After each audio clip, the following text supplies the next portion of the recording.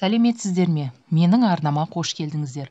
Бүгін мен сіздерді сабақта қолданылатын интербелсенді әдістердің бірнеше түрімен таныстыратын боламын. Белсенді әдіс пен интербелсенді әдістер арасында ұқсастық болғанымен, олардың өзара ерекшеліктері бар. Интербелсенді үнемі біреумен әрекеттестікте, диалог құрып, әңгімелесу үстінде болуы тиіс. Яғни, басқаша айтқанда, үнемі белсенді әдіске қарағанда оқушы тек оқытушымен ғана емес, бір-бірімен әрекеттестікте болуы шарт. Және оның белсенділігі басымдыққа ие болып табылады. Сондықтан да бүгін мен сіздерге тақырыпты ашуға арналған белсенді, яғни интербелсенді әдістердің бірнеше түрімен таныстырамын. Видеоны соңына дейін қарап, каналға тіркеліңіздер, лайк басып комментарий қалдырыңыздар. Интербелсенді әдістердің бір түрі миға шабуыл, ми штурмы, дельфи деп те айтылады. Миға шабуыл әдісін 1941 жылы Осборн ұсынған болатын.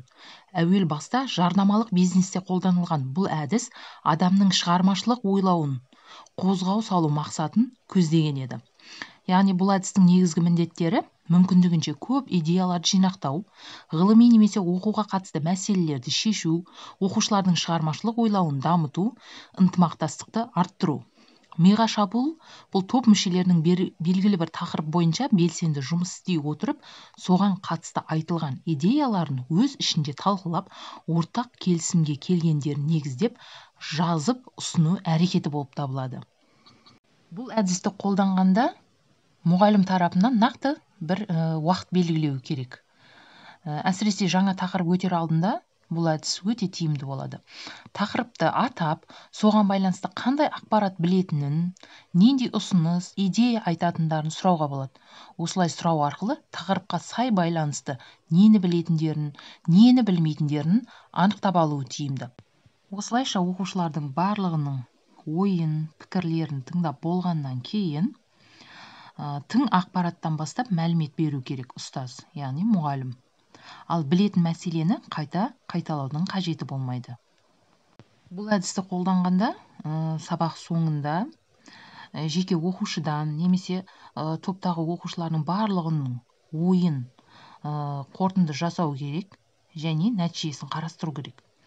Бұл әдісті көбінесе жаңағы сабаққа белсенділік танытпайтын, пікірталастарға қатыспайтын, өзіне сенімді емес оқушыларды ынталандыру үшін көптеп қолдансаңыздар болады.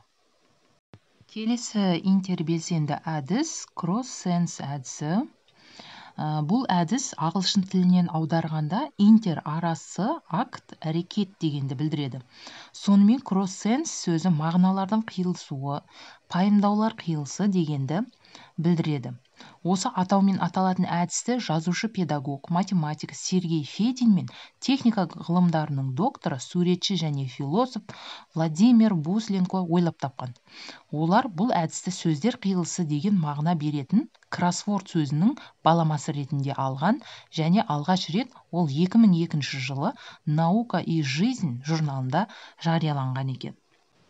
Кросс-сенс әдісінің сабақта қолданылуы бұл жаңа материалды оқып үйренуде, сабақ тақырыбын анықтауда, жағдаятта шешуде, оқу материалын бекіту, қорытындылауда, шығармашылық жұмыс берілген кезде қолданылады. Яғни кросс-сенс құру алгоритміне тоқталатын болсақ, алдымен тақырыпты анықтап аламыз. Одан кейін сол тақырыпты ашатын суреттерді іздестіру керек және іріктеу қажет. Жалпы сол тақырыпқа қатысты 9 сурет дайындайсыздар. Сурет іріктеп алғаннан кейін суреттер арасындағы байланысты анықтайсыз, реттілігін анықтап қоясыз және әр элементтің, яғни суреттегі әр элементтің ерекше белгілері бір-бірімен байланысты болуы қажет. Бұл кросс-сенс әдісінің негізгі ерекшеліктерінің бірі. Алдарыңызда адам дамуы тақырыбындағы кросс-сенс болып табылады. Мұнда 9 сурет берілген. Бұл суреттердің барлығы бір-бірімен байланыстырылған. Және сурет спираль тәрізді рет номермен көрсетілген. Бірінші суретке мән берсеңіздер, бірінші сурет жасушаның суреті, яғни тіршіліктің бастауы жасуша. Ал екінші суретте нәресте берілген, яғни кез келген тіршілік иесі сияқты адам да жасушадан құралған. Үшінші, адам дамуы сулы ортада басталған деген тұжырым бар. Оны алғаш рет бізде Чарльз Дарвин анықтаған. 4-ші суретте, яғни Дарвиннің суреті. Дарвиннің пікірі бойынша адам қалай пайда болды? Яғни адам маймылдан пайда болды деген пікірі бар. Солай суреттер барлығы бір-бірімен байланыстырылған. Осылай кросс-сенс әдісін кез келген сабақтарыңыздың тақырыбын анықтауда қолдансаңыздар, яғни сурет арқылы қолдансаңыздар болады. Келесі интербелсенді әдіс қара жәшік әдісі.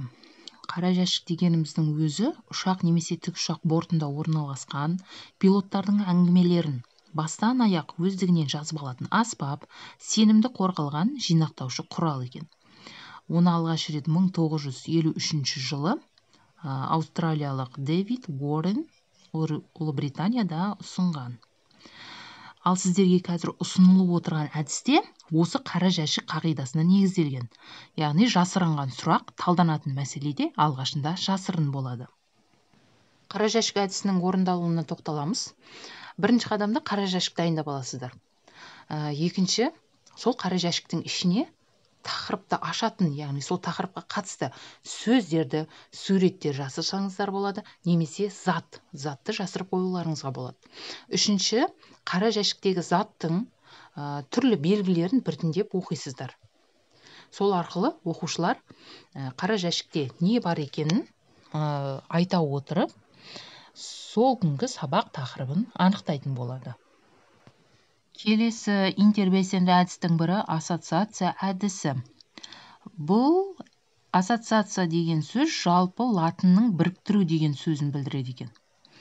Ассоциация әдісі оқушыларды сөйлеуге үйретеді, тілдік әрекетін белсенді етуде, көркем әдебиетте қолданылады. Осы арқылы білім алушының ойлау, сезіну, түсіну, дұрыс сөйлеу қабілеттерін дамытады.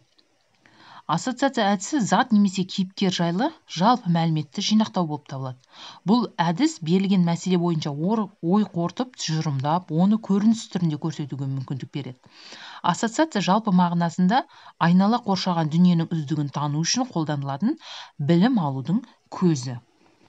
Ассоциация әдісін сабақта қалай қолданамыз? Бірінші, шеңбер сызып, ортасына тақырыптың атауын жазады. Екінші, дәптерлеріне сол тақырыпта өздері білетін ақпараттарды жаздыру керек оқушыларға. Ал үшінші, сол тақырып бойынша жазғандарын талқылайды, немесе тақтаға шығып, өздері таныстырылым жасау керек. Ал төртінші, тақырып бойынша алынған бүкіл ақпараттың тізімін жасау керек. Бесінші, тақырып түсіндірілген соң, алдыңғы оқушылар берген ақпаратпен сол тақырыпты, бүгін, яғни өтілетін тақырыпты салыстыру керек болып табылады. Бұл әдіс пікірді ашық, еркін жеткізуге мүмкіндік туғызады. Борт журналы әдісі. Жалпы борт журналы дегеніміз не?